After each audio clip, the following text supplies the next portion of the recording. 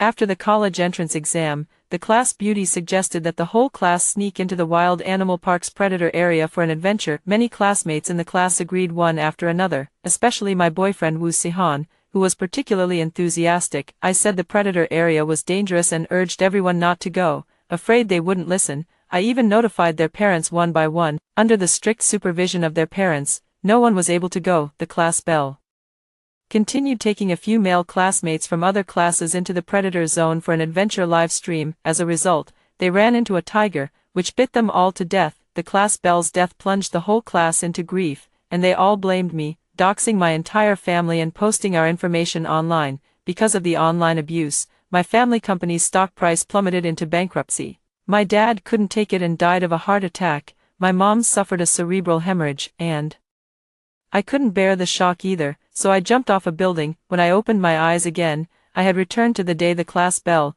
in her coquettish little voice, mentioned everyone in the class group chat to go on an adventure in the Beast Zone. 1. I plummeted from the sky, the wind howling past my ears. The instant the concrete ground rushed up toward me, I suddenly opened my eyes. Blinding sunlight shone through the gap in the curtains onto my face, and my phone buzzed beside my pillow. I trembled as I touched my limbs, intact and uninjured. The calendar by my bed showed June 12, 2025, the third day after the college entrance exam. This can't be.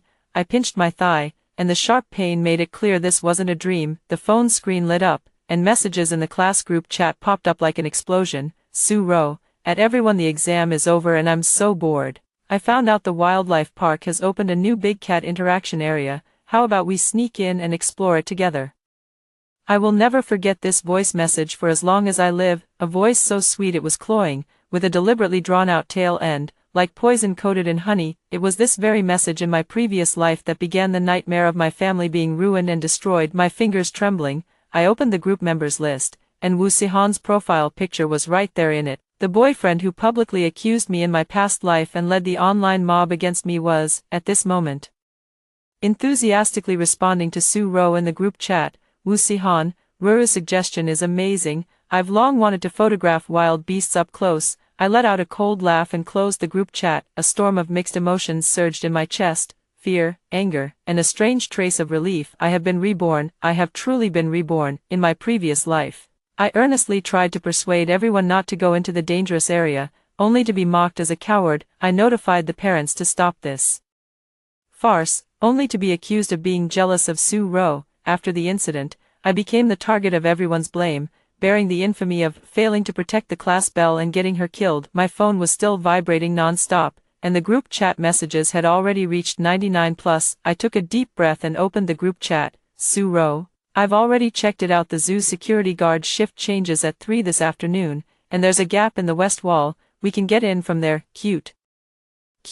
Li Hao, sis-ro is awesome. You even found this. Zhang Ting, I heard a few new Bengal tigers just arrived in the big cat area, and we can get up close to them. Woo Si-han, Ro is really adventurous, unlike some people who only know how to ruin the mood at Yen Xia. When I saw myself being called out by name, my fingers paused. In my previous life, at this moment, I immediately jumped out to object, only to be attacked by everyone. This time, I slowly typed, sounds exciting. After sending that message, I turned off my phone and walked to the mirror. The girl in the mirror was pale, with faint dark circles under her eyes, overlapping with and separating from the haggard face I remembered from before she jumped off the building. Yen Xia, this time you need to be smarter, I said softly to the mirror. My phone suddenly rang, and the screen showed Woo Si-han calling. I watched it ring for more than 10 seconds before slowly pressing the answer button. Xia, why were you so cold? In the group chat, Woo Si-han's voice carried obvious dissatisfaction.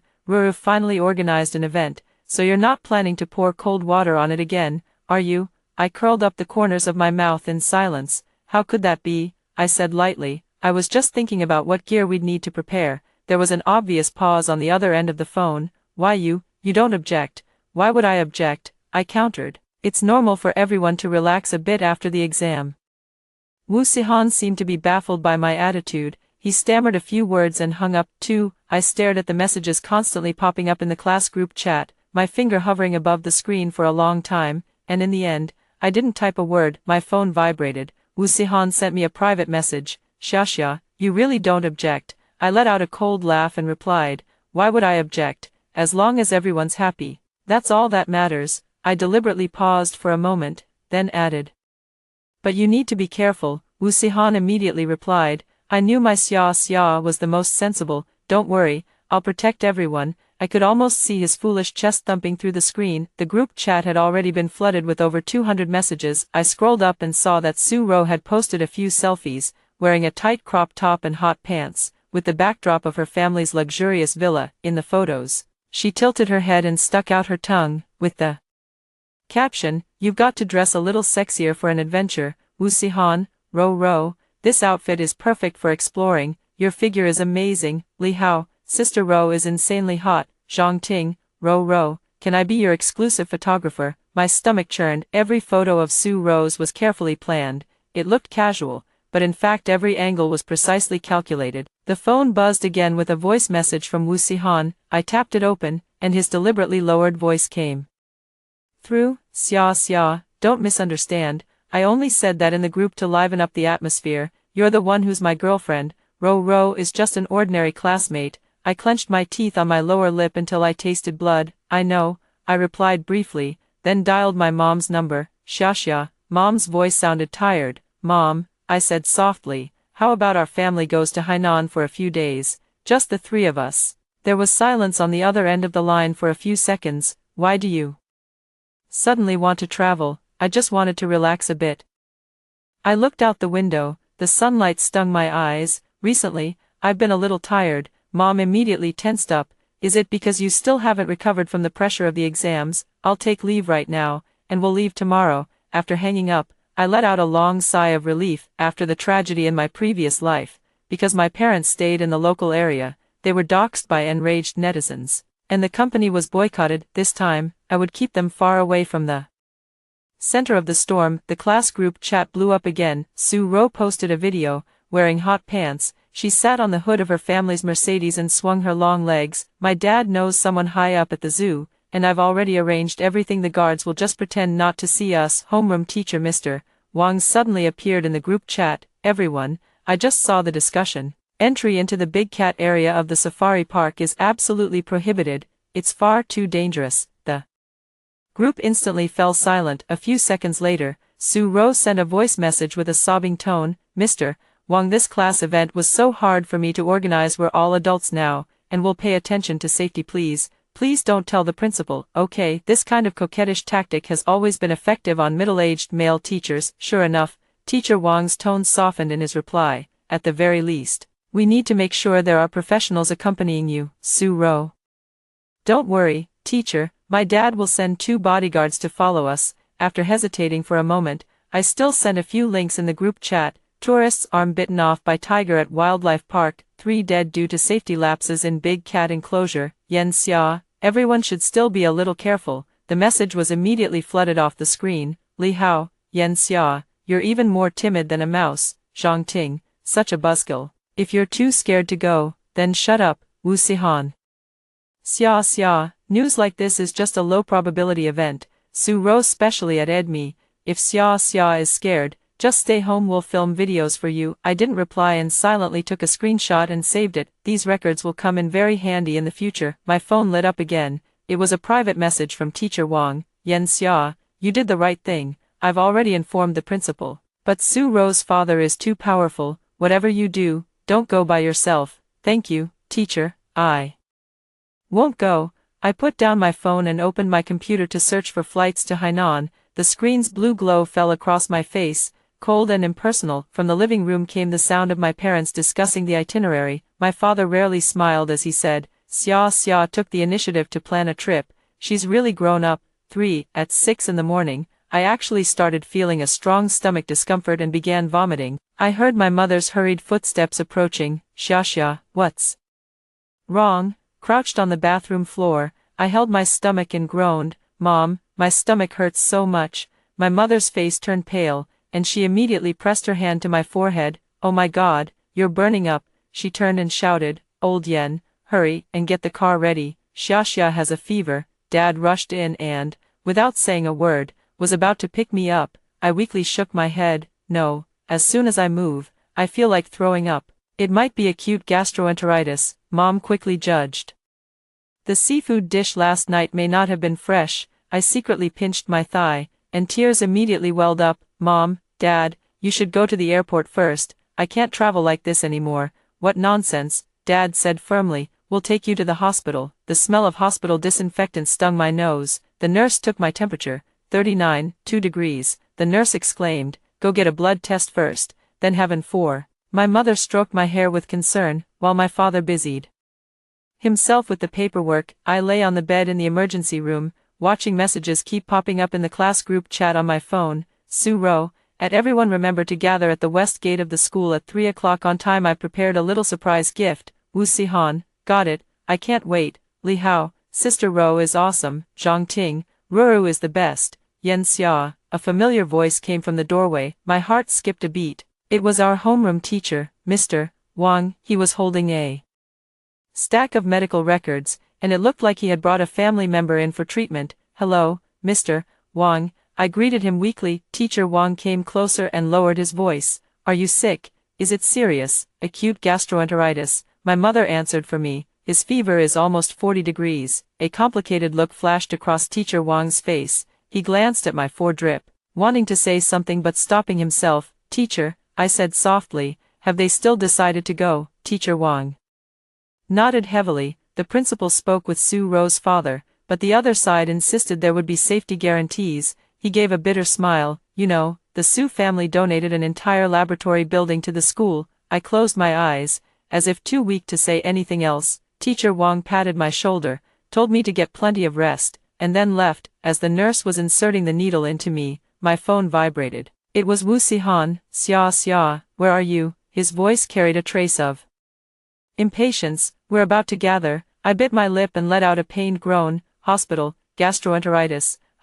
He was clearly stunned. Then, you're not going today, have fun without me. Sue Rowe's sweet, coquettish voice came from the other end of the phone. Hanin, who are you talking to? Come help me carry the drinks. Wu Si-han immediately changed his tone. Here I come, Ruru. Then he hurriedly said to me, then get some rest. Bye-bye. The call was cut off so abruptly that he didn't even bother pretending to care. By the time the 4 reached the 3rd bottle, my parents had gone out to buy lunch. I pulled out the needle, quietly slipped out of the hospital, and hailed a taxi. Go to the west gate of No. 1 high school, I said to the driver. A luxury coach was parked at the school's west gate, with the words, Sue Group, printed on its side. I had the driver stop at the corner and watched through the car window. Students arrived one after another. Sue Rowe stood by the bus door, wearing a midriff-bearing crop top and ultra-short shorts, blowing kisses to everyone like a girl group idol. Next to her was a pile of exquisite gift bags, which should have been the so-called surprise gifts. Wu Si-han dutifully helped Sue Rowe carry her luggage around, looking just like a dog wagging its tail and begging for attention. Now, I took out my phone, switched it to silent, and snapped more than a dozen photos in a row. Aren't we leaving? The driver asked impatiently. Wait a little longer, I said, staring out the window. Sue Rowe suddenly raised her voice. Yen Xia really isn't coming. What a pity, she exaggeratedly sighed. I even specially prepared a gift for her. Wu Si-han laughed loudly. She's faking being sick, right? She was perfectly fine yesterday. Several classmates burst out laughing. Zhang Ting said in a shrill voice, coward, afraid of being eaten by the tiger. My fingers tightened around the car door handle, my knuckles turning white. Sue Rowe jumped up the bus steps, raising her selfie stick high.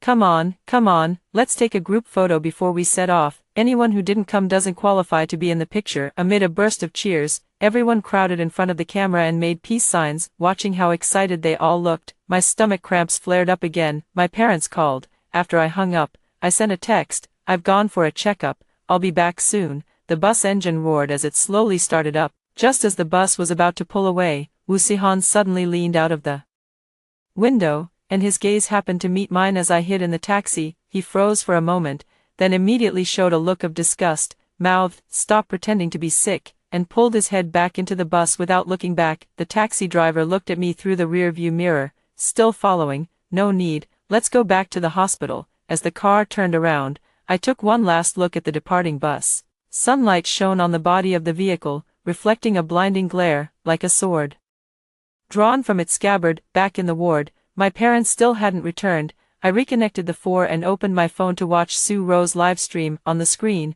the inside of the bus was decorated like a party venue, with streamers and balloons hanging everywhere. Sue Ro wore a bunny ear headband and pouted at the camera. Babies were setting off on an adventure now. Send gifts. Rockets can unlock my private photos. Gift effects and explicit comments kept floating across the screen. Sue Ro.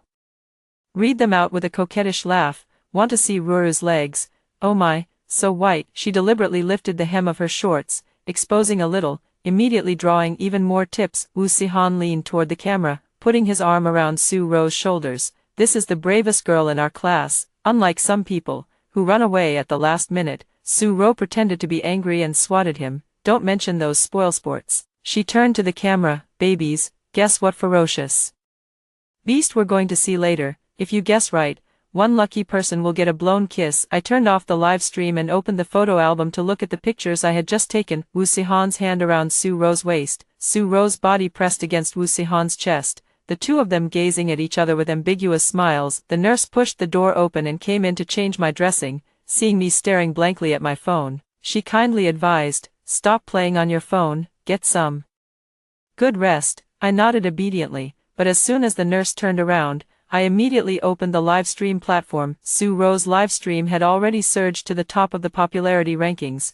with the title changed to "Wealthy Girl Leads the Whole Class on a Wild Beast Zone Adventure." In the video, our classmates took turns shouting into the camera, while the background music was deafening. Zhang Ting, drunk and flushed red, gave the camera the middle finger. Yen Xia, that coward, an old fossil living in the evening news. Li Hao went even further. He mimicked the way I spoke. Tigers will eat people. Then he laughed wildly. I'll sit right on a tiger's back today and show you. The bullet comments were a flood of ha ha ha and brave. Occasionally, a few comments like, isn't that a bit unsafe, would appear, only to be instantly drowned out by the backlash of, what are you being sour about? I captured these images and, together with the earlier ones, stored them in the cloud. Then I sent a message to my parents. It's been checked. The doctor said you'll be fine after 2 days of rest. Change your flight tickets, don't let it delay your work. My mother replied, don't be silly, we'll stay with you. For the phone vibration jolted me awake. The 4 drip had finished,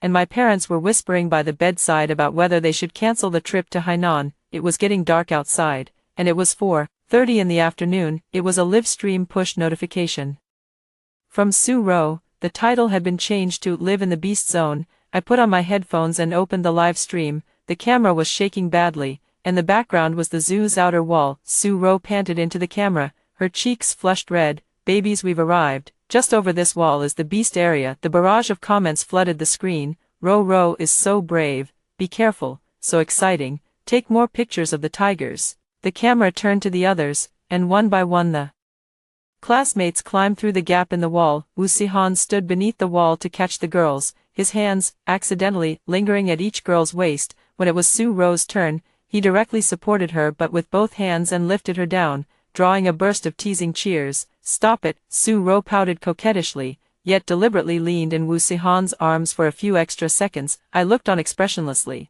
my fingers lightly tapping the edge of the bed. The scene suddenly cut to a man wearing a security guard uniform, looking tense. He kept glancing back. Miss Sue, I can only give you 20 minutes. I've already turned off the surveillance, but if something happens. Sue Ro shoved an envelope into his hands. Got it so naggy. She turned to the camera. Babies, see that? Money makes the world go round. The security guard pinched the thickness of the envelope, hesitated for a moment, then still pointed to a small path. Go this way. The 3rd cage is the newly built Bengal tiger area. Remember, whatever you do, don't get close to the railing. Relax. Sue Ro waved her hand and led everyone forward. As the camera shook, I saw a huge iron cage, fully equipped with trees and artificial rockeries, yet there was no sign of a tiger. Why isn't there a tiger? Zhang Ting complained in disappointment. The security guard explained, the tiger is indoors. It hasn't been let out yet at this hour. That's no fun at all. Li Hao interrupted him. Can you let the tiger out?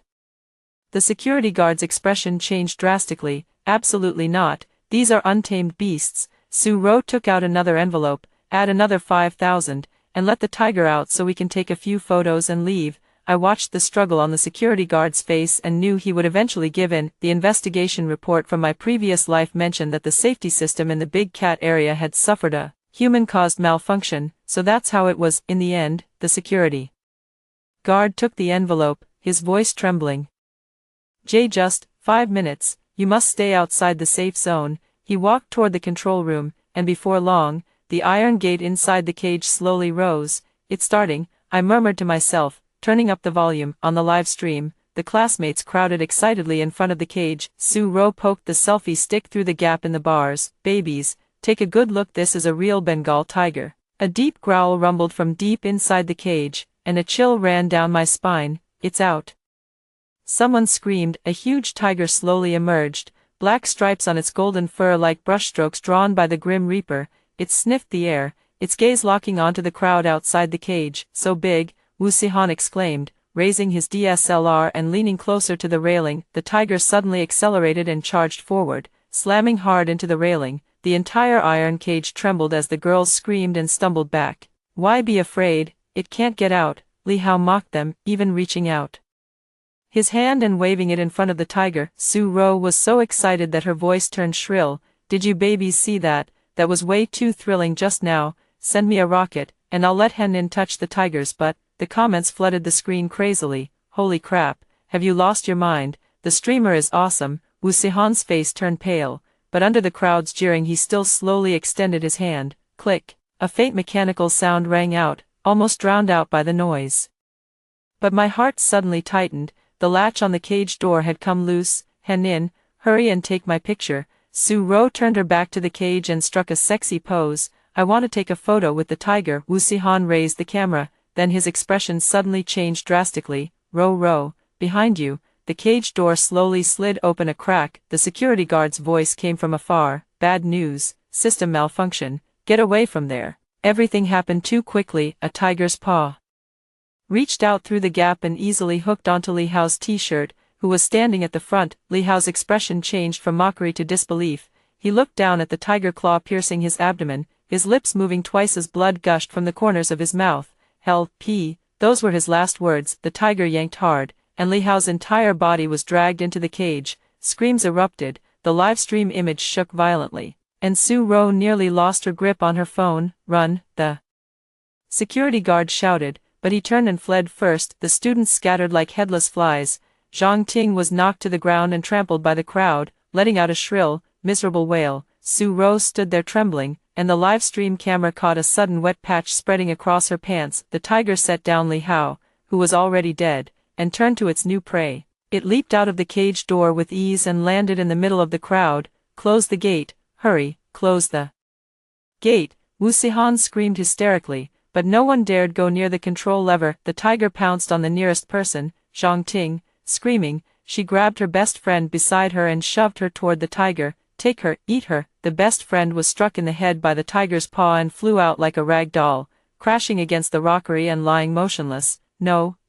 Su-ro finally reacted and turned to run, only to trip and fall to the ground. Wu Sihan hesitated for a second, then rushed over to pull her up. "Ruru, get up, quick." The tiger had bitten into a boy's leg and torn off a large chunk of flesh. Blood splattered onto the camera lens, turning the image dark red. The bullet comments had already gone crazy. "Is this real? Call the police. It's a special effect, right?" Su-ro's livestream was still going on. Her phone may have fallen to the ground, filming the massacre at an angle. Wu Sihan pulled Su-ro and ran toward the exit, but was knocked aside by another classmate fleeing for his life. "Get lost, don't block the way." The boy kicked Wu Sihan in the knee. Wu Sihan fell to his knees, and Su-ro broke free from his grip and ran away without looking back. The tiger noticed this lone prey and slowly closed in. "Ruru, wait for me." Wu Sihan reached out in despair, but all he could see was Su-ro's figure disappearing around the corner the moment the tiger pounced. Wu Sihan's face was right in front of the camera, and I could clearly see pure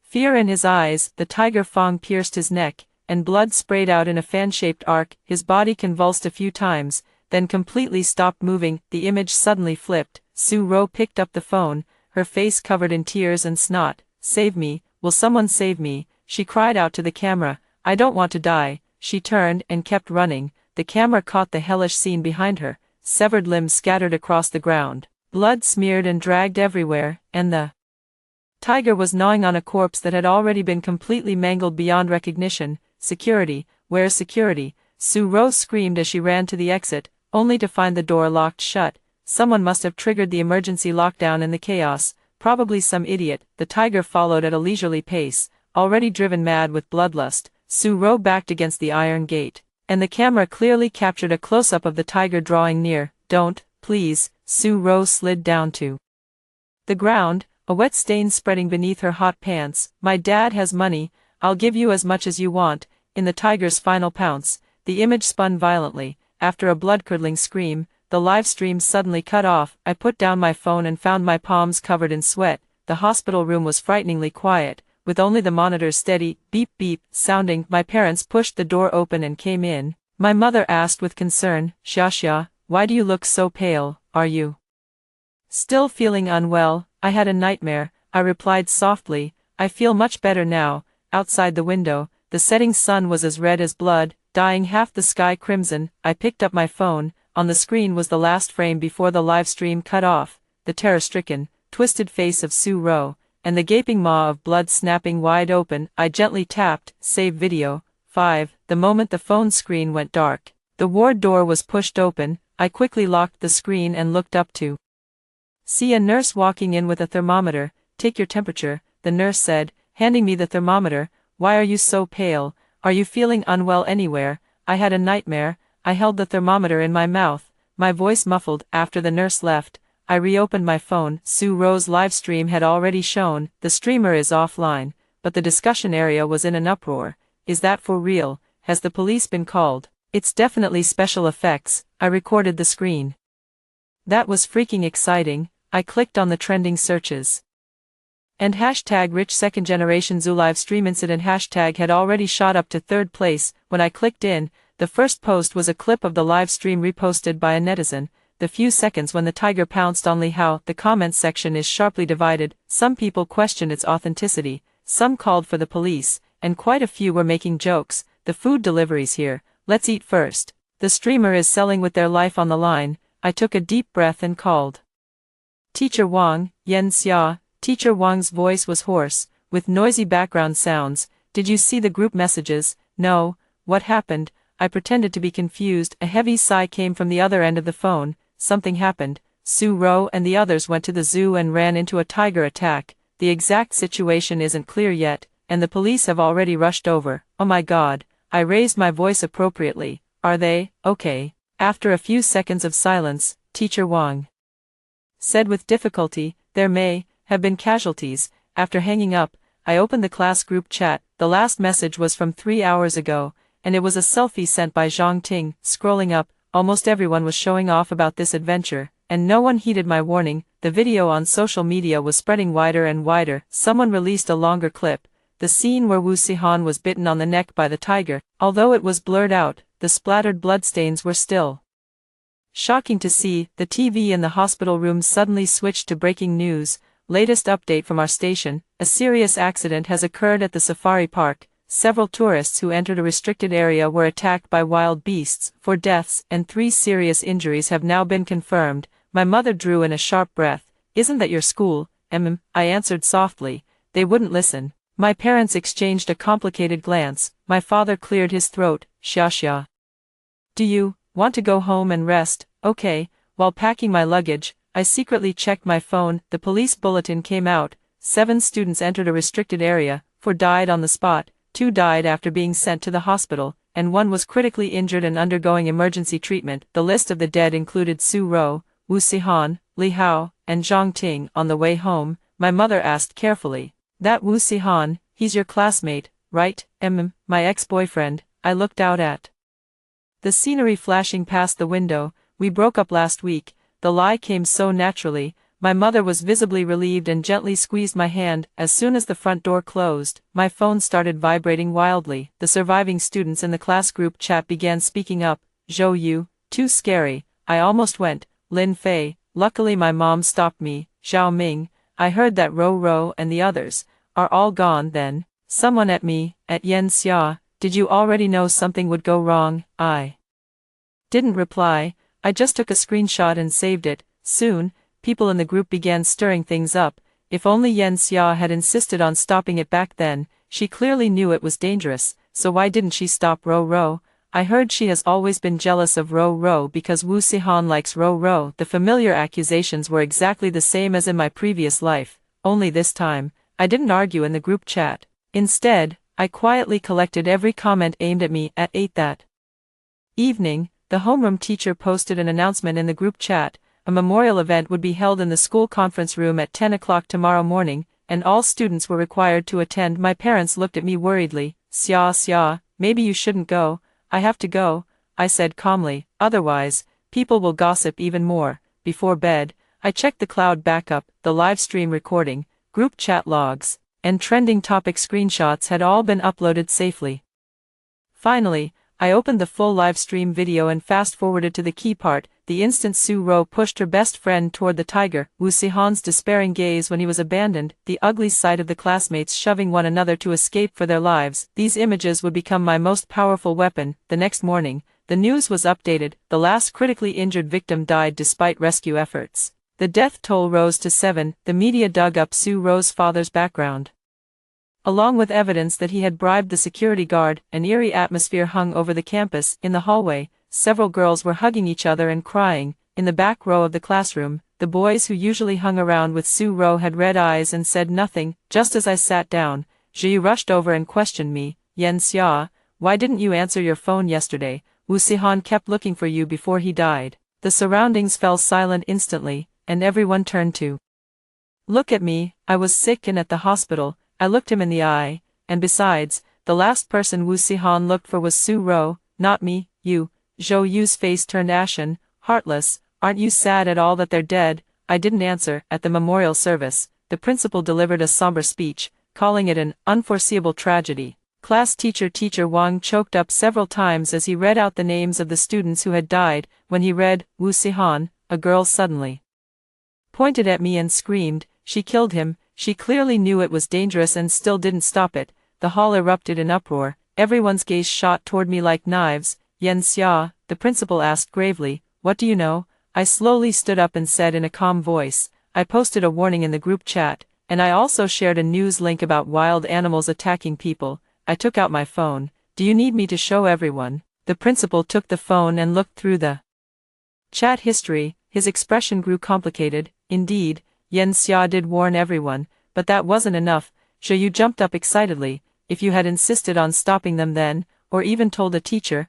I told Teacher Wang. I cut him off. Teacher Wang also warned everyone in the group chat. Which of you listened? Teacher Wang nodded awkwardly to confirm it. The scene fell silent. And also, I continued, the evidence that Su Ro's father bribed the security guards has already been exposed by the media, who paid to get everyone into a restricted area, who boasted in the live stream, money can make the devil turn the mill. Several classmates lowered their heads, the others started whispering among themselves, you're jealous of Ruru. A girl suddenly shouted, Wu Sihan likes Ruru, so you're hoping she dies. I let out a cold laugh and opened my phone album. Look at these photos. Who exactly is seducing whose boyfriend? On the screen, photos of Wu Sihan holding Su Ro by the waist flashed by one after another, finally stopping on a screenshot from the live stream. The moment Su Ro shoved her best friend toward the tiger, the entire venue fell into dead silence. I warned her, tried to talk her out of it, and even tried to stop her. I put my phone away.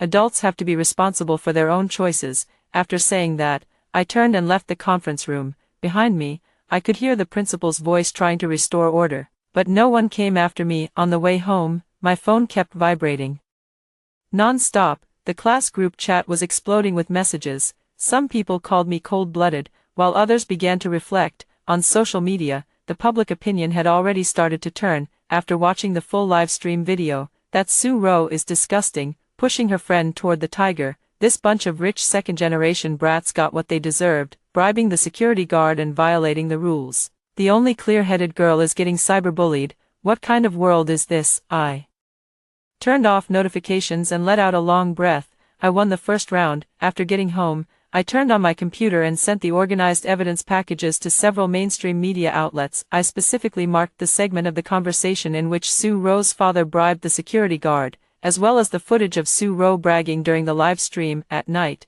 my father called me into the living room with a grave expression. A special report was playing on the TV, the wildlife park involved has been closed for rectification, and police investigations have found traces of deliberate tampering with the safety system. The stock price of the Su Group has plummeted. Xia, my father asked hesitantly, you and this matter. I did my best to stop it, I said softly, but they wouldn't listen. My mother hugged me. We're just worried about you. I'm fine. I hugged her back, feeling my mother's warmth. Really. Back in my room, I checked my email. A media outlet replied that they were very interested in my exclusive perspective and hoped to interview me. I politely declined the interview, but agreed to provide more materials. Before bed, I refreshed the trending topics. New topic was climbing the rankings. #Zoo victims had been bullied at school. I clicked in and saw a long post from an anonymous account, describing in detail how Su Ro and her clique bullied their classmates. In the accompanying video, Su Ro was pouring ink over a girl's head, while the laughter around them was gratingly loud. I turned off the lights and lay there with my eyes open in the dark. At this point in my previous life, I had already been branded as a murderer, and my parents' company had started receiving threatening calls, and now, my phone lit up with a text from an unknown number. Thank you for your courage. I'm Lin Xiaoyan, who was forced to transfer schools by Su Ro. Finally, someone has told the truth. I deleted the message and rolled over to sleep. Tomorrow, the storm would still continue. 6. The morning sunlight pierced through the gap in the curtains and into my eyes. I squinted and reached for my phone. The screen showed 27 unread messages and 15 missed calls, most of them from classmates and unfamiliar numbers. I opened Weibo, and the top trending topic had already become #wildlife park tragedy surveillance video #. The video was obviously secretly filmed from some angle. The image was blurry, but it was still clear enough to make out. Su Ro's father handed a thick envelope to the security guard, and the guard bowed and scraped as he shut off a certain power switch. The comments section exploded. Are the lives of the rich lives, but the lives of security guards not lives? Buying someone's life with money. Now that his daughter is gone, he deserves it. I heard this boss already had a shady past before. I put down my phone and walked into the bathroom. The girl in the mirror had faint dark circles under her eyes, yet there was a barely noticeable curve at the corners of her mouth. At this point in my previous life, my photo had been edited to make me look like a murderer and spread all over the internet, but now, public opinion was moving in the direction I was steering it. The doorbell rang. My mother went to open the door, and then came her surprised voice. May I ask who you are? Reporter from the Metropolis Daily. Would like to interview classmate Yen Xia about her views on the wildlife park incident. I quickly rinsed my mouth and grabbed my glasses to put them on. This would make me look more bookish, and more trustworthy. In the living room stood a female reporter in her early 30s, with a neat short haircut and a voice recorder in her hand. Classmate Yen Xia, sorry to bother you. I'm Lin Wen, a reporter for the social affairs section of the Metropolis Daily. I'd like to hear your thoughts as a classmate of the victims. My mother looked at me nervously, and I gave her a reassuring look. Yes, but I'll only speak to the facts I witnessed myself. The reporter's eyes lit up as he quickly opened his notebook. Some classmates said you tried to stop this adventure. Yes, I took out my phone and pulled up the class group chat records. At 9:00 a.m. on June 12, I posted 3 news reports about wild animal attacks in the group, and clearly said, everyone should be a little more careful. The reporter quickly took notes and then asked, how did the other classmates react at the time? They laughed at me for being a coward, I said calmly. Su Ro said, if you're too scared to go, then stay home. And Wu Sihan said it was a low-probability event. Wu Sihan is your boyfriend, right? The reporter keenly caught that detail. Ex-boyfriend, I corrected. We broke up some time ago. The reporter nodded thoughtfully, then asked, it said that you once contacted your homeroom teacher privately, right? I told Teacher Wang that this event was very dangerous, and he also warned everyone in the group chat. I paused, but Su Ro's father donated a building to the school, and even the principal couldn't stop them. That made the reporter's eyes light up. She quickly jotted it down, then asked a few more details before satisfiedly putting away her notebook. One last question. What do you think of the online rumor that the victims had once been bullied on campus? I lowered my eyes and made a thoughtful expression. I won't comment on specific rumors, but Su Ro does have special influence. For example, this event was clearly dangerous, yet no one dared to oppose her. Before the reporter left, I casually added, oh, right, the zoo security guard should know more inside details. I heard his family lives in the shantytown in the east of the city. After closing the door, my mother looked at me worriedly. Xia, Is it okay to say that? It's all true. I hugged her. Don't worry. In the afternoon, my father rarely came home early, carrying a newspaper in his hand. Xia.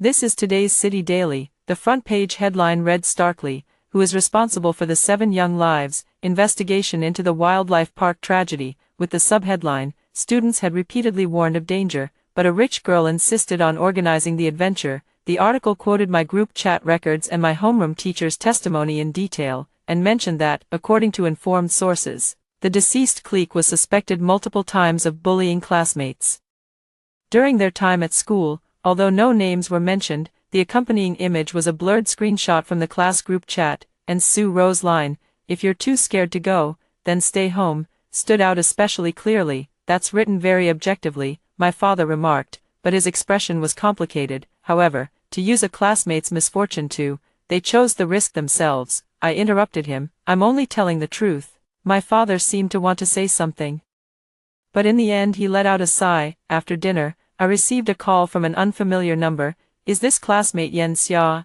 I'm Sue Rowe's mother." The voice on the other end of the phone was hoarse and choked with tears. I want to see you." I tightened my grip on the phone. "Is there something you need?" Rowe, she, in her final moments, the woman sobbed.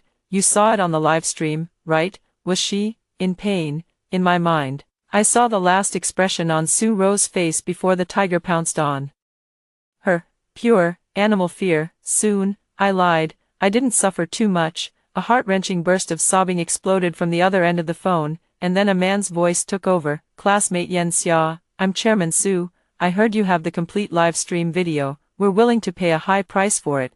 "Just as expected," I sneered silently. "Why, that was my daughter's final footage." His voice was trembling too, but there was more anger than grief in it. "We don't want it to be spread around. I've already handed the video over to the police," I said calmly, "and people have long since recorded and shared it online. You should be asking the platform to delete the posts." 1 million, he suddenly said, "as long as you promise not to spread it yourself and delete the copy you have." I almost laughed out loud. In my previous life, the Sue family had used their connections to get the entire internet to ban my defense video, and now they wanted to buy me off with money. "Mr. Sue." I slowed my speech and made myself sound sincere. "I really don't have the ability to control online dissemination. I suggest you contact the police and the platform." After hanging up the phone, I immediately backed up all my files to a newly registered cloud drive. I knew the Sue family's methods all too well.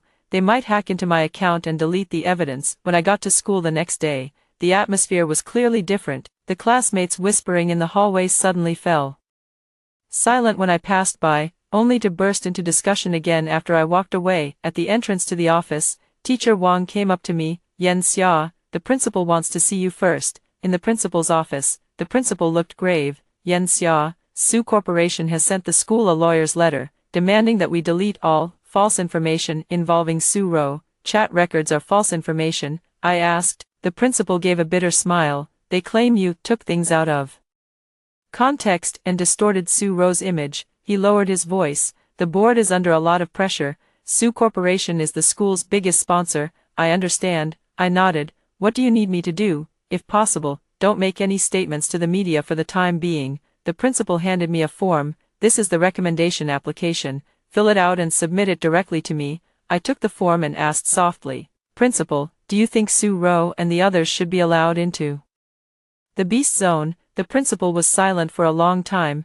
"They shouldn't." After leaving the principal's office, I went straight to the library. While filling out the form, my phone vibrated. It was a text from reporter Lin Wen. "Exclusive. Zoo's security guard admits to taking a 200,000 yuan bribe. The Sue family is suspected of criminal activity, and the police have opened a case. Are you safe?" I replied. "Thank you for your concern. I'm safe." Right after I sent that, another call came in from an unknown number. "Miss Yen, I'm a reporter from Legal Weekly, and I'd like to ask about Sue Rowe's bullying situation at school." "Sorry, I'm not in a position to comment," I politely declined. "We received a tip that Sue Rowe once forced a girl to drop out, and you were a witness." My heart skipped a beat. It had indeed happened, but in my previous life no one dared mention it. "Please ask the school officials." I hung up. Who was pushing these leaks from behind the scenes? I opened Weibo and found a new topic: Sue Group's dark past. climbing rapidly. Clicking into it brought up a long post by a finance blogger, detailing Sue Group's glorious history of bribing its way into projects, exploiting employees,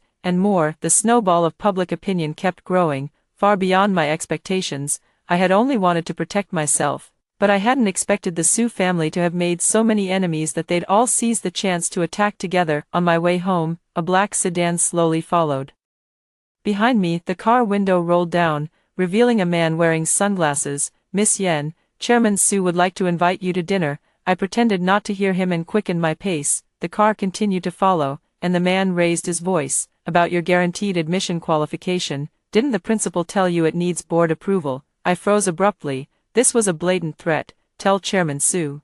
I turned around and stared straight at the man in sunglasses. "If he interferes with my guaranteed admission qualification, tomorrow the whole internet will see a 4K HD video of Sue Rowe pushing a classmate toward a tiger." The man in sunglasses changed expression and quickly rolled up the car window. The sedan sped away. When I got home, I immediately contacted reporter Lin Wen. "If there's any problem with my guaranteed admission qualification, can you report on it?" She replied instantly, "Of course." Educational fairness is a hot topic. That evening, my father brought back some news. The Sue Group has been placed under investigation, suspected of commercial bribery and endangering public safety. The TV news was showing footage of Sue Rowe's father being taken away by the police, dressed in a suit and tie, holding a handbag up to cover his face. The reporter's voiceover said, "The Sue tragedy has exposed another case within the case, and the Sue Group's years of illegal activities are now coming to light." My mother suddenly said, "Xia, I've changed our Hainan flight to next week. Let's all take a trip and relax." I nodded, but I was thinking about something else.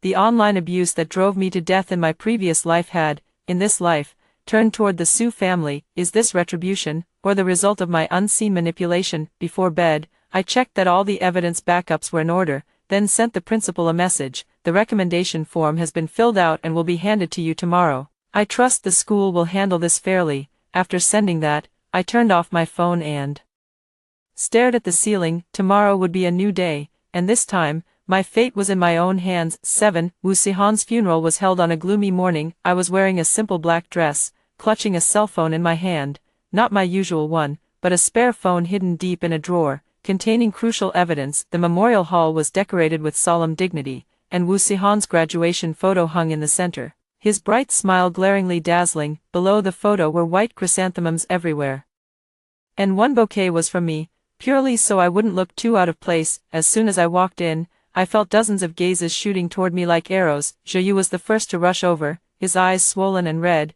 "You still dare to come?" "Why wouldn't I dare?" I asked calmly. "If it weren't for you, Zhou Yu." "Homeroom teacher Mr. Wang intervened promptly. "Mind the occasion." I walked up to the coffin and gave a symbolic bow. The coffin was closed. Apparently the body had been too badly mutilated to be shown. My funeral in my previous life was the same, except that I had fallen from the 28th floor. Hypocritical. From behind me came the sobbing of Zhang Ting's close friend. "It wasn't enough that you killed them, you still have to come here and disgust people." I didn't turn around and walked straight toward the relatives area. Wu Sihan's mother was slumped in a chair, her eyes hollow. When she saw me, she suddenly became agitated. "You're Yan Xia, Hanin often mentioned you. He said you were a good girl." My throat tightened. "Auntie, please accept my condolences," I said softly, handing her an envelope. "These are some of Sihan's things. I think you should keep them." Wu's mother tremblingly opened the envelope. Inside were printed chat records,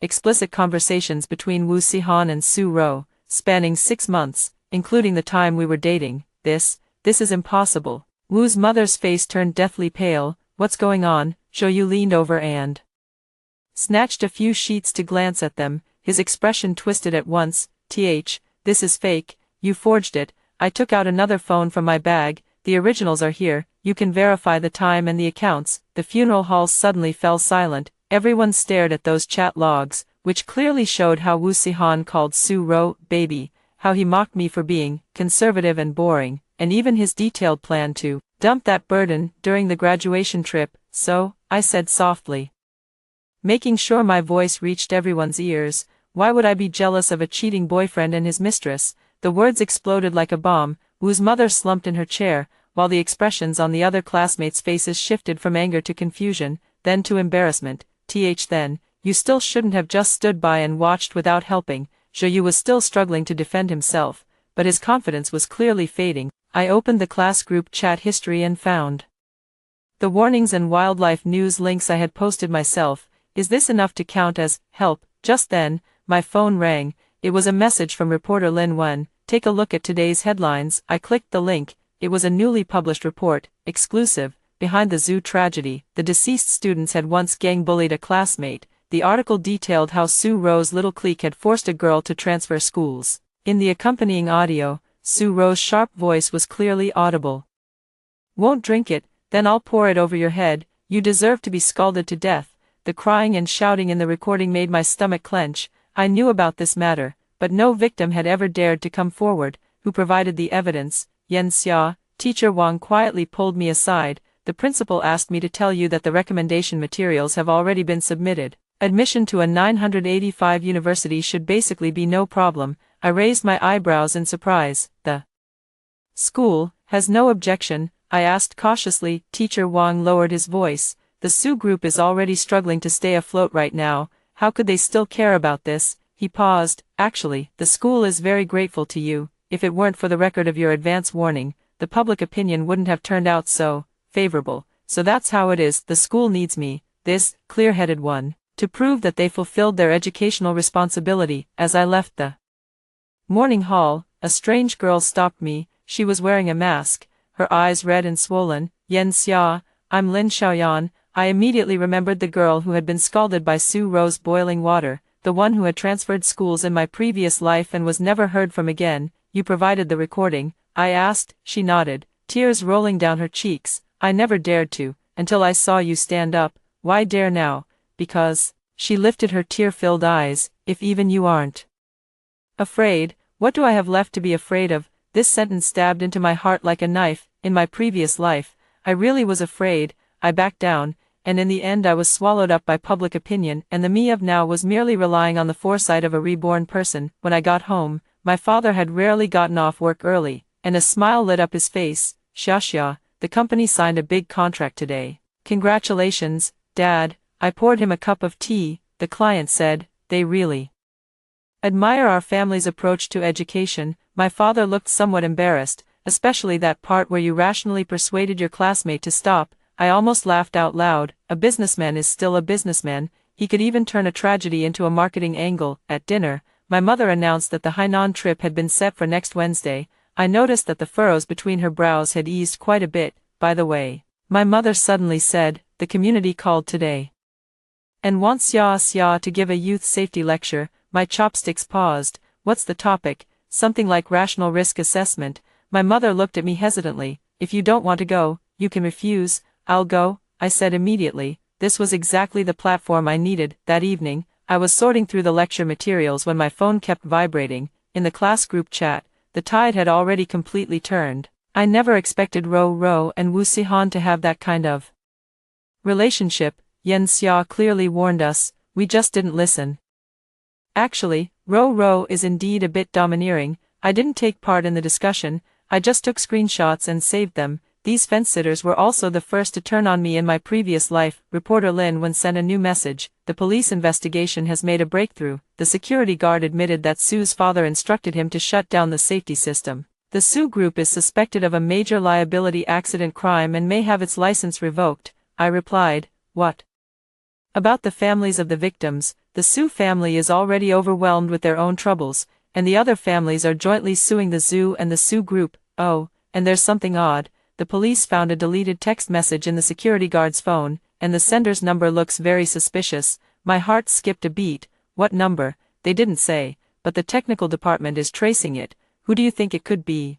I stared at the screen, my fingers turning cold. I had indeed used anonymous numbers to gather information. Did I leave behind any traces? Not sure, I replied, then immediately deleted that anonymous email account. The next day, the principal personally called. Yan Xia, your recommendation application has passed the preliminary review, but you need to attend an interview. When? Next Tuesday. The principal paused. The media may report on this matter. Do you mind? I don't mind. I understood his implication. The school needed positive publicity. After hanging up, I turned on my computer and looked up information about that university. My phone rang again. It was an unknown number. I hesitated for a moment before answering. Hello, Yen Xia, a man's deep voice said. I'm Li Hao's older brother. My whole body tensed up. In my previous life, the one who led the online smear campaign against me was Li Hao's older brother. He started the murderer Yen Xia topic online. What is it? I tried my best to stay calm. I want to apologize. His voice choked up. After reading those chat logs, I finally realized how outrageous my brother and the others were. I froze. Li Hao wasn't like this before, he continued. Ever since he got mixed up with that Su Ro, he's changed completely. He took a deep breath. I'm sorry, I misunderstood you before. After the call ended, I stood by the window in a daze. Mother knocked and came in. Xia. The community lecture has been moved to tomorrow. Is that okay? No problem. I forced myself back to reality. In the evening, my father brought back a newspaper, and the front page featured a photo of the Su Group headquarters being sealed off. Before bed, I checked the encryption on all electronic devices, then deleted every trace of the anonymous number that might have been in contact with the security guards. The police might be able to recover the data, but by the time they track it down, everything will already be settled. Before turning off the lights, I glanced at the calendar. 2 weeks had passed since that tragedy, and my new life had only just begun. 8. By the floor-to-ceiling windows of the university library, sunlight made my laptop screen glow brightly. I typed the final period of my thesis and stretched. Not far away, a few girls pointed at me and then quickly lowered their heads, pretending to study. A year had passed, and the wildlife park massacre was still a topic of casual conversation. As the only conscious survivor, I was occasionally recognized. My phone vibrated. It was a message from my boyfriend, Su Qian. The experiment's done, waiting for you to have dinner. I replied with a smiley face and packed up my school bag. Su Qian was a senior in the physics department, steady and down-to-earth, completely different from the slick-talking Wu Sihan. Most importantly, he had never treated me as the female lead of that incident, but simply liked me as a person. In the cafeteria, Su Qian had already gotten 2 servings of food. He pushed up his glasses and pointed at his phone screen. Xia, is this what you guys were back then? I glanced over. It was an anniversary recap article posted by a self-media account, 1-year memorial of the wildlife park massacre, the rich seconds killed by princess syndrome. The title was so vicious it made me frown. Don't look at this stuff. I turned his phone face down on the table. Su Qian tactfully changed the subject. How's the preparation for the recommended postgraduate materials going? Almost done, I said, picking up a piece of spare rib for him. My advisor said my GPA is very competitive. After dinner, Su Qian went to the lab, and I headed back to the dorm alone. The campus broadcast was airing a safety education campaign. This was required under the Education Bureau's new regulations after the tragedy. As I passed the bulletin board, a familiar face made me stop in my tracks. It was Lin Xiaoyan. On the poster, she wore a shy smile, and beneath it were the words, "Special guest of the Department of Psychology, the self-reconstruction of a survivor of school bullying." I took out my phone and snapped a photo. After hesitating for a moment, I still sent her a message. I saw the lecture poster. Keep it up. She replied immediately. Thank you. Actually, I'd like to invite you to come listen. I stared at this message for a long time. For a year, Lin Xiaoyan and I have maintained an on-again, off-again connection. She was the only person who knew I had once tried to prevent the tragedy, and the only victim who came forward to testify that Su Ro had bullied her. Let's see the time. I finally replied. The dorm was empty. My roommates had gone to class. I turned on the computer, and the search engine automatically completed the words, Wildlife Park, with all the related results below being anniversary memorial reports. I clicked on the top result, and the video started playing automatically. The familiar zoo gate, the death roster in white text on a black background, and then 7 photos brimming with youthful energy. Media outlets really know how to dramatize tragic aesthetics. The report mentioned that the Su Group had gone bankrupt and entered liquidation, and the zoo had been acquired and converted into a safety education base. The camera panned across the beast enclosure where the incident had occurred. Now there stood a warning monument, engraved with the 8 large characters, "Revere life, obey the rules, the mouse wheel." Scrolled down, and the comments section was bustling with activity. The rich second generation deserves it. That girl named Yen Xia was really lucky. I heard Su Ro bullied quite a few people when she was in school. The public opinion had completely reversed. Su Ro, once hailed as the brave goddess, has now become synonymous with the reckless princess, and those who had blindly joined in condemning me are now blindly spurning them as well. Human nature is truly a fascinating thing. After hearing the first story above, what are your thoughts? Feel free to share your opinions in the comments section. Next, there is another similar story. Let's continue to see. The neighbor's brat was jumping wildly on the manhole cover. I hurried over to advise him, little friend, jumping on the manhole cover is very dangerous. If you fall in, it's full of smelly waste down there. The brat didn't care, rolled his eyes at me, and spat, "Pa, you worthless girl downstairs. My grandma says I'm a dragon, I can fly." No sooner said than done, the manhole cover suddenly flipped over, he fell down in an instant. I lunged forward to grab his hand, disregarding my own dislocated arm, and held onto him tightly. The weather was bitterly cold. In less than 10 minutes, my arm began to cramp and lose strength. He slipped into the sewage water. I immediately went to find a wooden stick to fish him out, allowing him to surface and breathe. In this way, after persisting for 20 minutes, the firefighters arrived. Returning home, I felt relieved, grateful that the child was not in any life-threatening danger. I never expected that. Not only did my neighbor not thank me,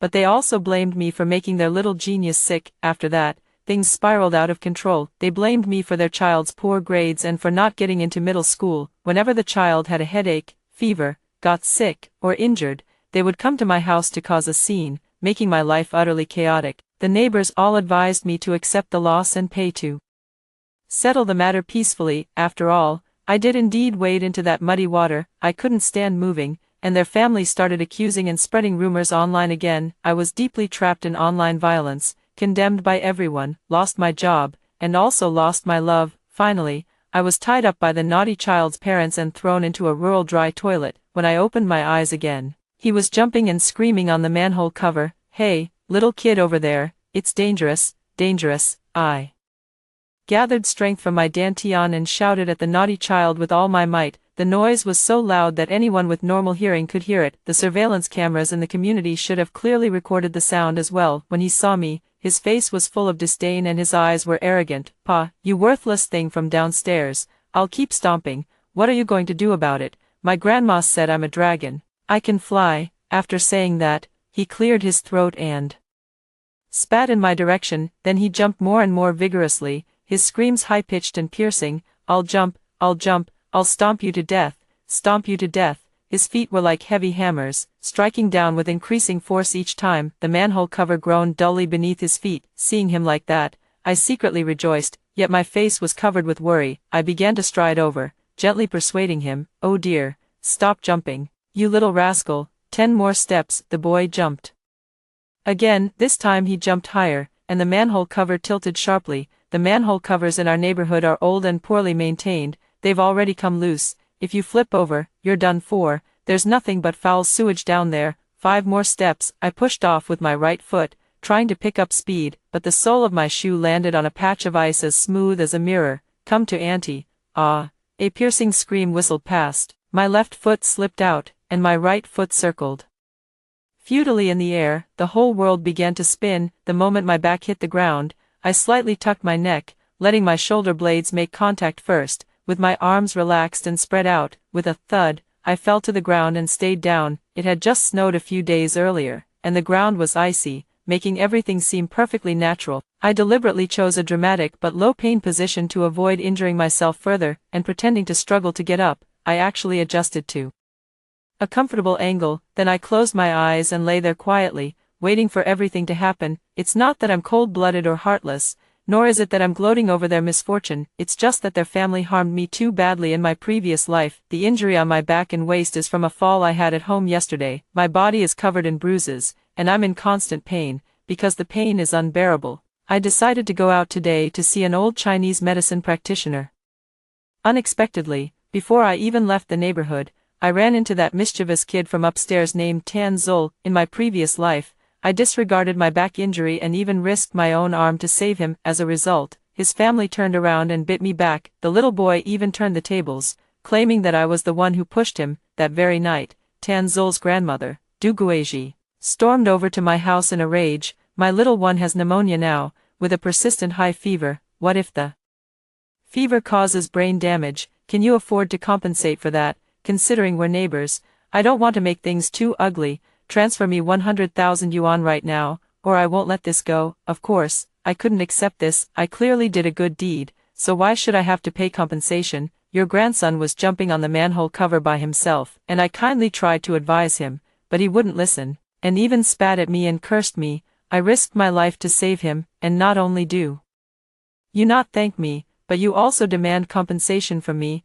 What kind of logic is that in this world? Du Guizhi sneered, her expression twisting. What did you say? Saved his life? Ridiculous. The thief crying, stop thief. It's simply too laughable. My own grandson told me himself that you were the one who walked over and called him a fatherless, motherless child, saying he was a wild kid, and that's why he spat at you. Then, in a fit of anger, you pushed him hard, and that's how he fell down.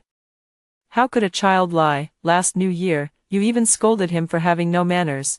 You may have forgotten, but I haven't. Besides, if you didn't cause him to fall, why did you go and save him? I think you were just afraid of someone dying, so you rushed to play the good person. Every word of this left me speechless. I never imagined people could be this wicked. In the end, it was my imagination that was limited. By then, I had already begun to regret saving the life of such an ungrateful person.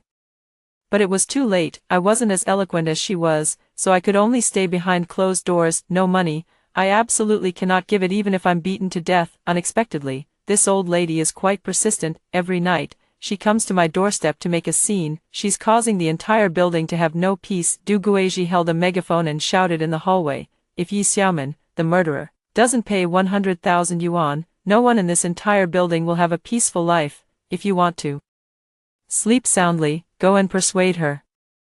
As time went on, the neighbors began urging me to let the matter rest. They didn't care at all about the truth of the matter. Everyone only cares about their own peace of mind and not having it disrupted. Little girl, you should just accept your bad luck. Who told you to wade into that muddy water yourself? This commotion every day is preventing my daughter from sleeping, and she's about to take the high school entrance exam. If she doesn't do well, I won't let you off the hook. I think, as neighbors, we shouldn't make things so ugly. Even if you're unlucky, just give her some money to settle the matter. After a period of time, I was left in a daze. I made frequent mistakes at work and was fired. I also kept having conflicts with my boyfriend, always ending on bad terms. In the end, after mediation by the blue-hatted officer, I gave Du Guizhi 20,000 yuan. I thought the matter had settled down. Little did I know that my compromise would only embolden that wicked woman. Whenever Tan Zul's grades dropped, Du Guizhi would come to make a scene. It's all because of that fever that made him stupid. My Zul was originally a little genius,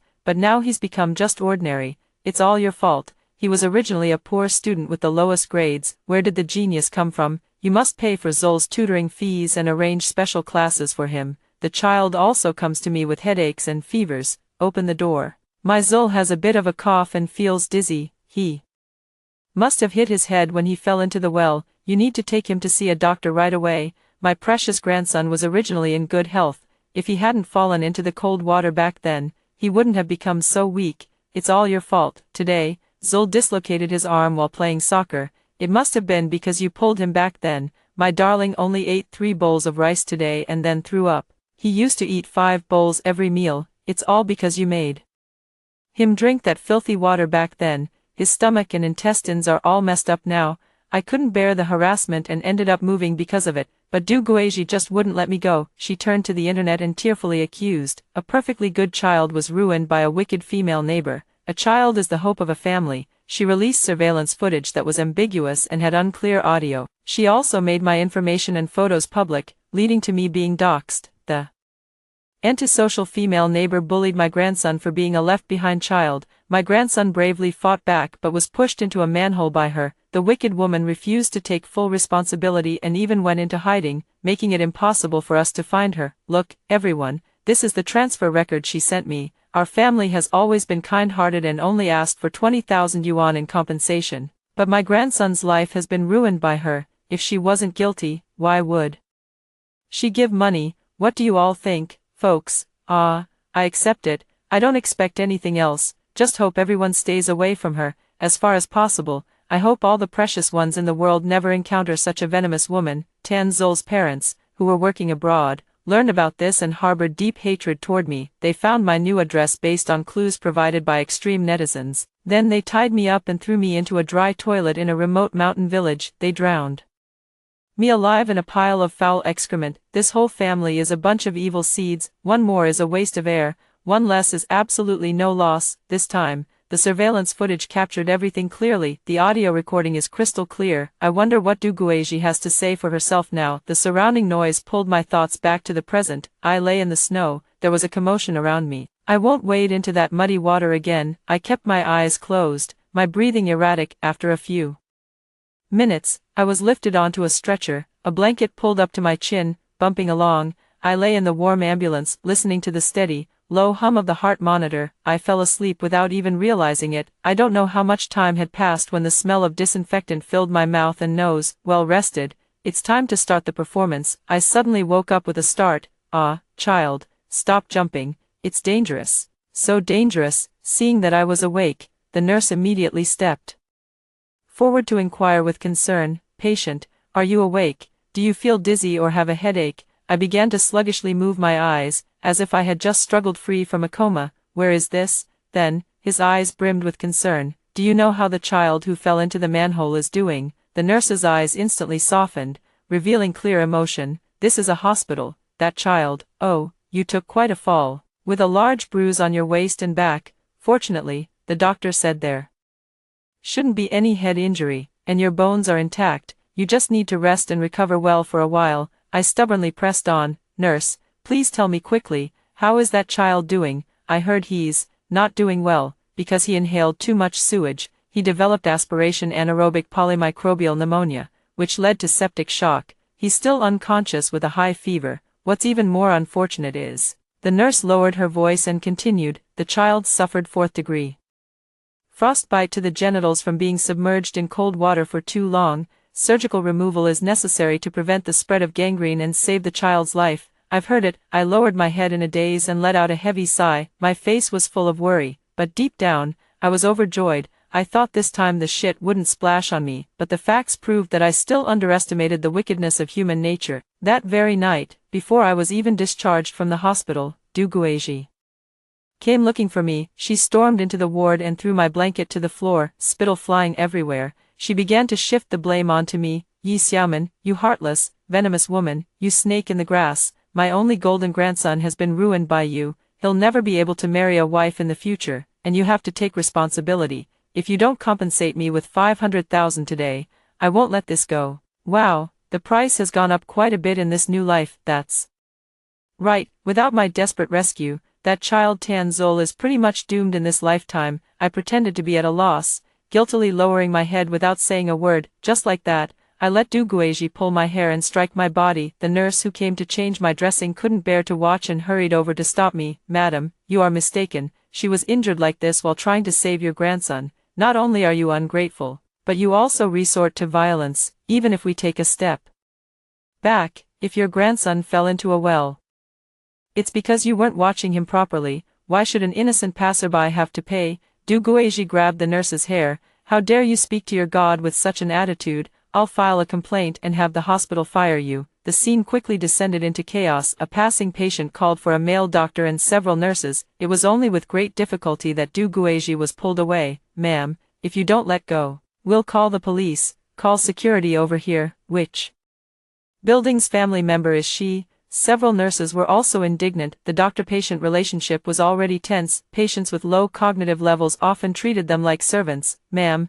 we are here to work, not to be your slaves. We will do our best to treat patients, but you should at least show us some respect." I shed tears of guilt, dragging my half-crippled body. I apologized to the nurse. Seeing this, Duguaji pointed at me with her fingertip, her words resounding with force. "It's all because you stood by and did nothing, knowing that the manhole cover was old and in disrepair, yet you didn't step up to stop it. You even cursed the child for having no parents, making him even angrier." The female nurse beside immediately retorted, "So you also know that manhole cover has been in disrepair for years, then why didn't you ask the property management for compensation, but instead came to her?" Duguaji was taken aback for a moment, realizing she had said the wrong thing, but she soon demonstrated her ability to turn the tables. "It was this Yi Xiaoman who made my grandson stomp his feet in anger, and that's why he fell down. For so many years, no one has ever stepped on that manhole cover and flipped it over, so the root cause is still her. she was deliberately avoiding the topic of confronting the property management. The spokesperson beside her immediately retorted.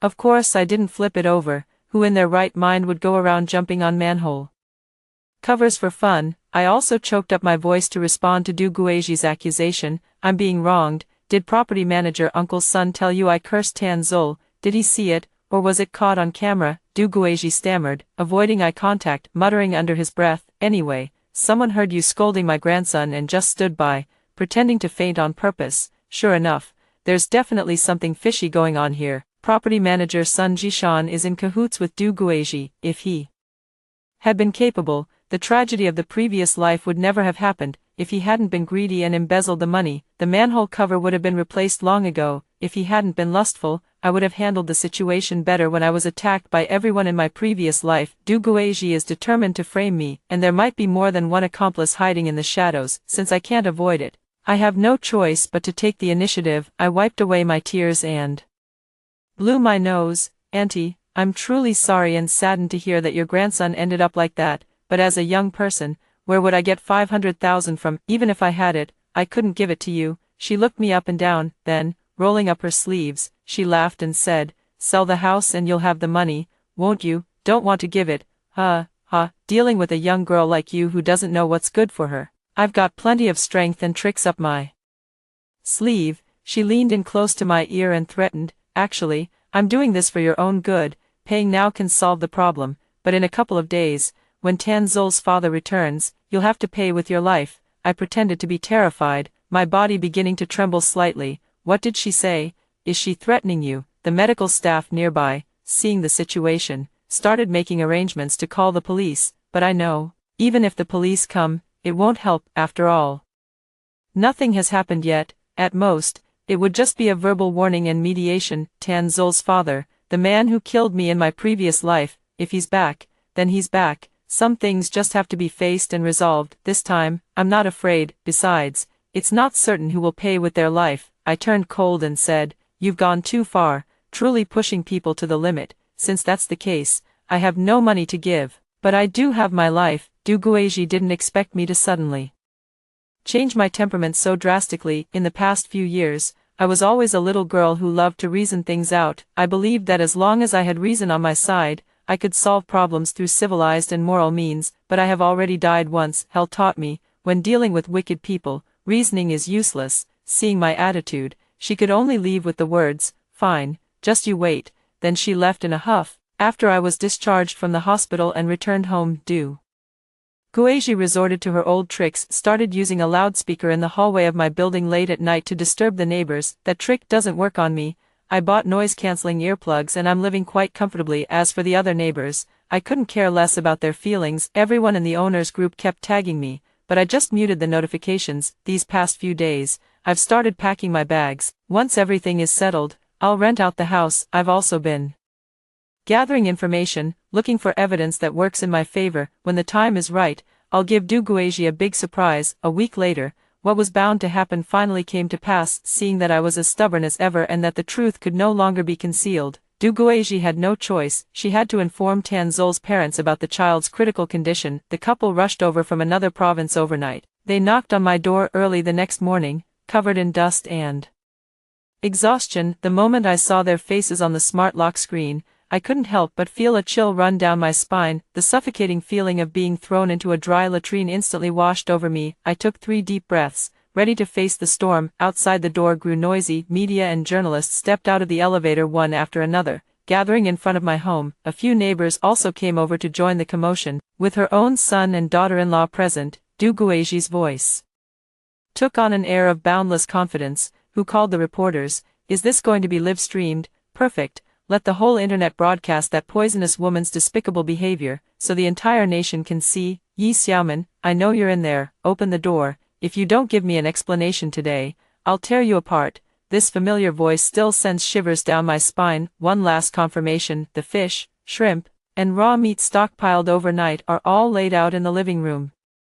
The smell of fish has already permeated the entire house. The home surveillance system is operating normally, the projector is ready, the audio system is tuned, and the video can be played without issues. After counting 3 seconds silently in my heart, I opened the door a crack. Tanzul's father grabbed my collar, my body was involuntarily pulled forward, my toes nearly leaving the ground, his eyes were bloodshot, with 2 blue veins bulging at his temples like earthworms. Bitch. I heard it was you who cost my son his manhood. Will you pay with money? Or with your life? To be honest, I'm terrified, but I tried my best to suppress the trembling. I can't afford to be timid in this second chance at life. I met his furious gaze head on. Who told you I was the one who harmed Tanzul? I ended up bruised all over trying to save him, and besides, if I don't pay up, are you really going to kill me in broad daylight? This is a society governed by the rule of law. The man's thick knuckles pressed against my throat, his raised right fist trembling slightly. I'm gambling. I bet these people carrying cameras still have to maintain some decency in front of the lens. It looked like the situation was about to escalate. Several people pulled Tanzul's father away, fearing that a life might actually be lost. Actually, I was the one who contacted all these social media outlets. After Du Guizhi started to become quiet, I felt she had another plan. Sure enough, within a few days, Tanzul's parents arrived home overnight. After hearing the commotion, I contacted the social media outlets. Things must be made big. Only when they're big will they explode, all for the sake of drawing a bold and dramatic conclusion to Du Guizhi's life. Once the situation had stabilized, a few sanctimonious journalists began to feign impartiality and uphold justice. Sir, I truly understand how you feel. Whatever grievances you have, we will stand up for you. To hell with your understanding. What do you even understand? My husband and I work in another city, toiling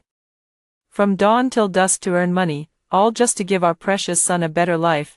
We don't ask for much, only hope he can get into a good university, marry a good wife, and have a child to carry on the family line. But now look at him, ruined by that bitch, his brain fried, his manhood cut off. What future does my son have left? It's all because of that heartless, poisonous woman. One price, 5 million, or I'll take her life. The reporter nodded awkwardly. Understood, understood. There. Camera then turned to focus on me. May I ask, ma'am, why did you not help when someone was in danger? I touched my neck, which was red from being choked. I wiped away the tears that had unconsciously welled up in the corners of my eyes, looking at Du Guizhi, who was feeling guilty and full of scheming. Du Guizhi, why are you so adamant that I refused to help when someone was in danger? Why are you targeting me everywhere? What grudge or feud exists between our two families? A swarm of microphones rushed forward. Could it be because last year during the Chinese New Year, Tanzul threw a skyrocket into my house and blew it up? Or is it because he stole my packages and takeout, and after I found out and posted it in the property owners group, you had him deliberately defecate on my car? Everyone looked at each other, their expressions thoughtful. This time, I must seize the moral high ground first. Even so, I would never refuse to save a child's life out of personal resentment. Stop talking nonsense. Who else could it be but you? No matter what, Du Guizhi insisted that I was fainting on purpose, that I had deliberately cursed her grandson to fall into the manhole. You're holding a grudge. You're jealous of how smart and adorable my grandson is, jealous of our happy family, while you're all alone and miserable. Our family is lively and bustling during the new year, but you're alone every day, and no one even makes dumplings for you during the holiday. So you hold a grudge in your heart. You scolded my grandson for having no father's love or mother's care, and that's why he got so angry he stomped his feet and fell down the manhole cover. You old, worthless thing, if you didn't do it on purpose, show me the evidence. So, this is the reason they've been picking on me, because I'm alone every day. I've been treated like a soft persimmon to be squeezed. Want evidence? You really think I don't have any? I was shouting so loudly to stop Tan Zul. The neighborhood surveillance cameras must have recorded it. As I spoke, I quietly swung my front door wide open. The fishy smell instantly filled the air. Several people instinctively covered their noses. At that moment, Sun Jishan from the property management emerged from the crowd. During that time, there was a power outage, so the surveillance cameras didn't capture any footage. I don't believe a word you say. Du Guizhi looked at me smugly, as if she had succeeded. How about it? I think you're just, ugh. Du Guizhi started retching. Indeed, after Rebirth, first assume everyone is a villain, then filter them out one by one. Actually, I had already thought of it. After the incident, I left the hospital early and first went to carefully examine the place where I fainted. Our neighborhood has individual parking spaces. I went door to door asking for backups from dashcams. Some gave them willingly, while others demanded money from me. I gritted my teeth and paid a few $100s to obtain the video footage. Over the course of a week, I spent day and night reviewing these surveillance materials. I also spent a sum of money to hire a private investigator to look into Du Guizhi. Unexpectedly, this investigation turned out to be quite shocking. I finally understood why Du Guizhi was so determined to pin everything on me, because if it wasn't me who died, then it would have been her. Ugh, Yi Xiaoman, what's that smell in your house? Did you hoard dead rats or something? Ugh.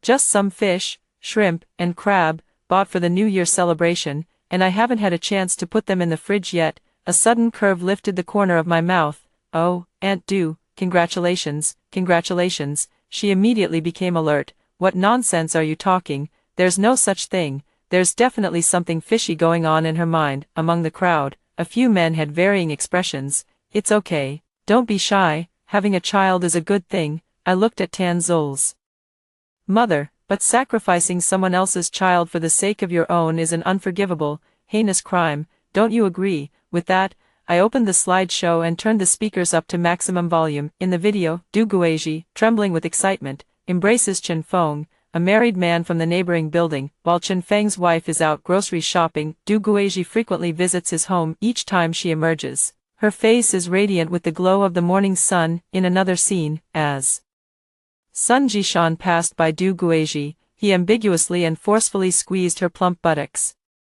He was also playfully tapped with a light fist by Du Guizhi, who feigned annoyance. Ugh, someone's watching, let them watch. We're true love, what's there to be afraid of? Another bachelor, Wang Tian, gently rubbed Du Guizhi's belly. I never thought I'd have a child at this age. Ahaha, but will your son agree? If he doesn't agree, then make him agree. Sun Jishan suddenly jumped out, his face flushed red, and shouted, all right, Du Guizhi, you shameless woman, you're actually juggling. 3 men at once. Chen Feng, a married man, breathed a sigh of relief. At least the child in her belly has a nominal father. This was followed by a crisp slap that landed on his left cheek. Chen Feng's wife turned and walked away without looking back. He covered his swollen face and began to chase after her from behind. Honey, listen to me, honey, it was just that one time. She was the one who insisted on seducing me. Wang Tian, as if struck by lightning, clenched his fists and trembled all over. You, Du Guizhi, you actually. I looked playfully at the property manager. Sun Jishan, uncle's son, you two are truly in love. Does your wife know? I have even more interesting content here. Would you like to see it? Sun Jishan's eyes rolled around. His brain must have been rapidly recalling exactly what content had been recorded. I then looked at Wang Tian, who was immersed in disappointment. Brother Wang, don't be so quick to lose hope. The child in Du Guizhi's belly might not necessarily be yours, so the money you gave her might very well have been used to support another man. After all, she had already planned to run away with someone else once she managed to extort money from me. Du Guizhi was furious and wanted to rush over to tear my mouth apart, but she was suffering from morning sickness and suddenly squatted down, vomiting a pool of filth. After vomiting, she wiped her mouth with her sleeve and suddenly straightened her back. I don't care who the father of the child is, that's not important. What matters is that the child is in my belly, so it's definitely mine. I am a woman who can get pregnant and give birth, that's what matters most. Although Tan Zol's father was a bit confused, but still, I haven't forgotten the purpose of this trip. Alright, I'm here today for my son's sake. As for whose child it is, that's not important, we'll talk about it later. I immediately stood up. No, this child is important. My knife-like gaze cut into Du Guizhi's eyes, because Du Guizhi deliberately wanted to harm Tan Zol. At the moment of the incident, Tan Zol was frantically jumping on the manhole cover. The surveillance footage clearly shows that Du Guizhi was actually hiding behind the tree, observing, and she made eye contact with someone in the distance, nodding almost imperceptibly. That person is Sun Jishan from the property management. They saw me heading over there and knew I would definitely meddle. I didn't expect that after I shouted my advice. I fell over and fainted. The plan has changed, the child has already fallen. Sun Jishan panicked, but an even more extreme idea sprouted in Du Guizhi's mind. She actually wished Tan Zol would just die. That way, she could rightfully let her son accept this new life. All the money could then be used for her own son. On the other hand, she could extort more from me and then choose to take the money and run. But Sun Jishan was afraid of causing a death and implicating himself, so he secretly called the firefighters. After the video finished playing, Sun Jishan was quick-witted enough to be the first to jump out and distance himself from the matter. It was Du Guizhi who forced me to do that. She threatened me with the child in her belly, saying she would report me for sexual assault. A neighbor who was watching the commotion chimed in at just the right moment. You really speak without thinking. Didn't you just find out about Du Guiji's pregnancy? Well, Du Guiji threatened me with private photos. She said if I didn't help her kill Tan Zol, she would send the photos to my wife. The man's ferocious and twisted face was reflected in Du Guiji's eyes. She suddenly began to laugh, laughing so heartily. Tan Zol's father, who is Du Guiji's son, couldn't believe what he was hearing. After a long silence, he slowly spoke, his voice as rough as sand. Mom, is what they're saying true? Are you really going to harm your own grandson? Why on earth is this happening? Zol is your own grandson. You've watched him grow up since he was a child. Du Guiji, a cornered beast, still fights back. Pa, don't any of you listen to this little wretch's nonsense. And that despicable man Sun Jishan, he must have been in cahoots with Yi Xiaoman long ago. They ganged up to bully a widow like me. It's slander. Just think, how could a grandmother ever harm her own grandson? She hit the nail on the head. I took up her words. So, if it's not a biological grandson, then it's possible, right? Everyone was shocked once again. Everything I just said is the truth. These video evidences will be handed over to the police for verification, and the truth will come to light in due time. Next, we need to address the blood relationship of Du Guiji's family. Should I say it, or will you say it yourself? Du Guiji. She stared at me blankly. It was clear that she understood. I knew everything. She must have also realized that today, this matter had to be made public. After a long silence, she raised her head, her lips trembling. I have a mouth. My story, I'll tell it myself. Back then, Du Guiji couldn't conceive a child after getting married, so rumors spread throughout the village that she was a hen that couldn't lay eggs. Her mother-in-law also hurled harsh words at her, and her husband would often beat and scold her. One day, her husband brought home a little baby boy from outside. This is the child I had with a woman from the city, my own flesh and blood. You should raise him as your own. If you can't bear children, at least you should know how to take care of one, right?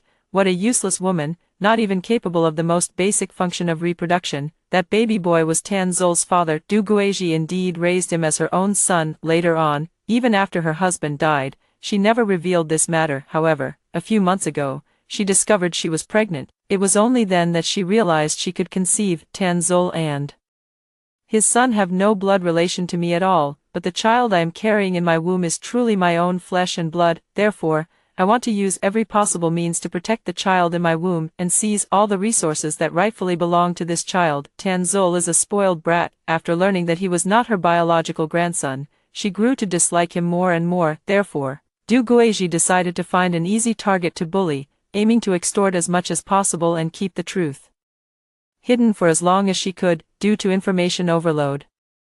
The atmosphere remained tense and stagnant for a long time. The pre-edited alert message I had prepared was sent out on schedule. Coincidentally, the police arrived. What was Tan Zol's father thinking? His expression was contorted. What is his wife thinking about again? Her heart was filled with despair, a storm brewing in the depths of her eyes. On-site personnel were all dismissed. I also took advantage of the moment when no one was paying attention, quietly grabbed my luggage, and moved out. Stay at the hotel for a few days first, and move in once we find a suitable house. My annual leave is almost used up, so I submitted my resignation to the company. My boyfriend, who had been out of touch for several days, suddenly sent a caring message. I replied, let's break up, just block and delete him. People, things, and situations that abandon me during my low points are not worth spending energy on. I don't know what consensus that family actually reached. One day, when I took a tenant back to see the house, I overheard some gossip about their family. Tan Zol's father actually agreed to let Du Guiji give birth to the child. He goes out every day to deliver takeout to make a living. His wife, on the other hand, takes care of his pregnant mother at home and even prepares nourishing meals for her. Only I know what those things are made of. One night,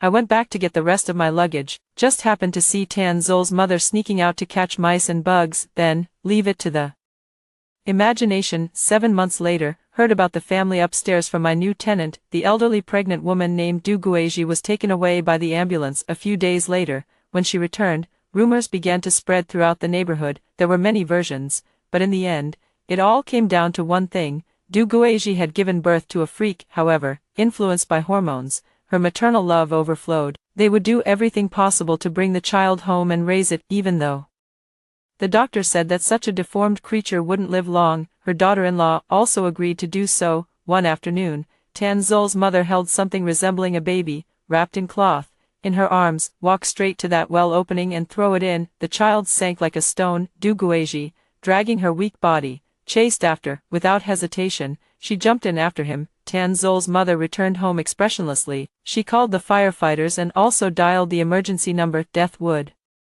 be too merciful. Duguaji was better suited to live, to suffer in life. She too should live with the pain of losing her child, live with endless regret. The length of life would make her suffering extend infinitely. I heard she was later rescued, but had already gone mad. When the police went to arrest Tanzol's mother, they found that a fire had already broken out at home. Fortunately, the fire was not large and was extinguished early, but Tanzol and his mother had already been burned to charcoal. Tanzol's mother doused herself and her child with a large amount of gasoline. It seems she has made up her mind. The plan for revenge has been set in motion, and the breath that had been sustaining her is gone. A large amount of sleeping pills was detected in the child's body. He died without any pain, yet his mother burned herself to death while fully conscious, which is more painful, being consumed by flames or losing a child. Unfortunately, there is no way to get an answer to this question anymore. Tanzol's father learned the news while delivering takeout. He was killed in a car accident on the spot. The fire upstairs also affected my ceiling a little, so the insurance company compensated me for part of the loss. I used the money to do a simple renovation of the house. When I went back to check,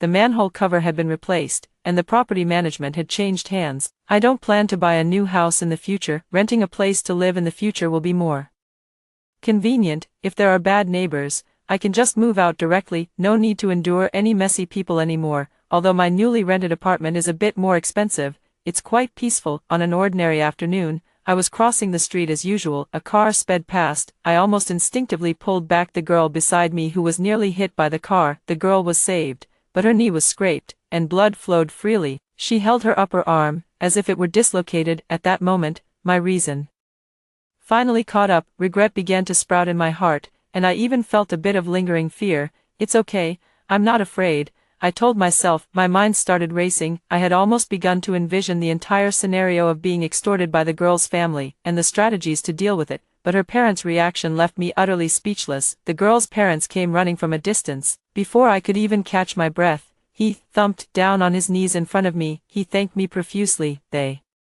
even insisted on taking me to the hospital for a full checkup to see if I was injured. I breathed a sigh of relief in my heart. In the end, I still declined that kindness. I only hope not to be troubled. Another year has passed, with colorful fireworks splashing across the canvas of the sky. The scattered laughter and intermittent sound of firecrackers have nothing to do with me. I am still alone, in this vast house. I live in solitude. Suddenly, someone knocks on the door cautiously. Looking through the peephole, I see the girl standing at the door. Sis, are you home? My parents made dumplings and asked me to bring some over for you.